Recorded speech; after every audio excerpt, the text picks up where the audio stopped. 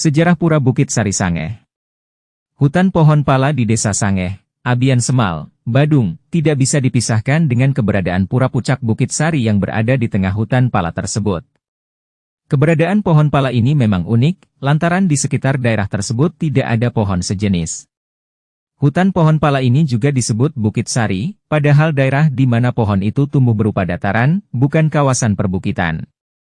Dalam bahasa Sanskerta kata pala artinya melindungi, sedangkan kata pala artinya buah.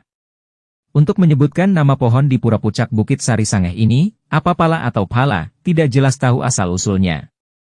Kalau digunakan kata pala, memang pohon besar dan tinggi-tinggi tersebut sebagai pohon pelindung.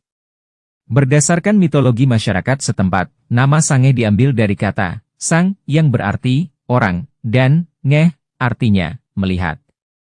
Jadi, Sangeh berarti ada orang yang melihat.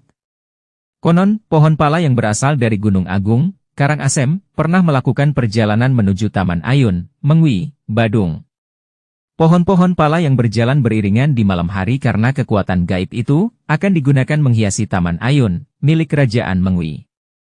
Namun, dalam perjalanannya, ternyata ada orang yang melihatnya, sehingga pohon itu berhenti. Dan, tempat berhentinya pohon-pohon pala ini kemudian diberi nama Sangeh, yang artinya, ada orang melihat. Karena itu pula pohon pala di kawasan itu tumbuh subur, tak ada yang berani merusaknya. Ratusan kera yang kemudian menghuni tempat ini pun dianggap bukan kera biasa. Sementara di tengah hutan berdiri bangunan Pura Pucak Bukit Sari. Menurut sejarah, pura ini dibangun anak Agung Anglurah Made Karangasem Sakti, anak angkat Raja Mengwi, Cokorda Sakti Belambangan. Konon, anak Agung Anglurah Made Karangasem Sakti, sejak kecil melakukan taparare, yaitu bertapa seperti tingkah laku anak-anak. Setelah kesaktiannya makin kokoh, beliau juga mendapat bisikan gaib, agar membuat palinggih, tempat sembahyang, di hutan pala Sangeh. Sejak itulah, Pura Pucak Bukit Sari ini ada di tengah-tengah hutan pala, sebagai tanda sujudnya keturunan Raja Mengwi terhadap Ida Batara di Gunung Agung. Dalam versi lain, adanya Pura Pucak Bukit Sari di hutan pohon pala ini dibeber pula dalam lontar babat Mengwi. Diceritakan bahwa Putri Ida Batara di Gunung Agung berkeinginan untuk disungsung di Kerajaan Mengwi. Atas kehendak beliau maka hutan pala yang ada di Gunung Agung tempat Putri Ida Batara Gunung Agung bermukim pindah secara misterius pada waktu malam. Perjalanan belum sampai di Kerajaan Mengwi, keadaan sudah siang dan telanjur ada yang mengetahui perjalanan tersebut.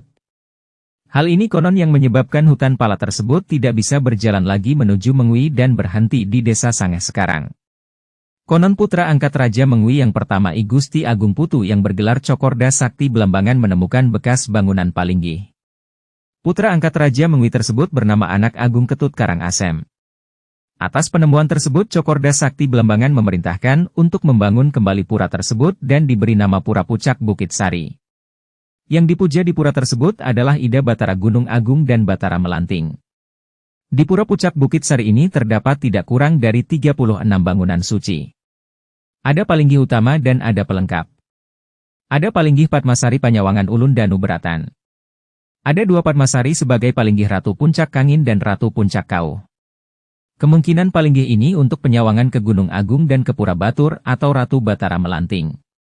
Ada palinggih utama berupa Meru Tumpang 9 dan ada palinggih Padmasana sebagai pemujaan Batara Sadasiwa. Selain itu, ada 4 Padmasari lagi, masing-masing sebagai pemujaan Pucak Batur, sebagai palinggih Ratu Entap, Ratu Manik Galih dan Batara Wisnu. Ada juga palinggih Belpa Selang.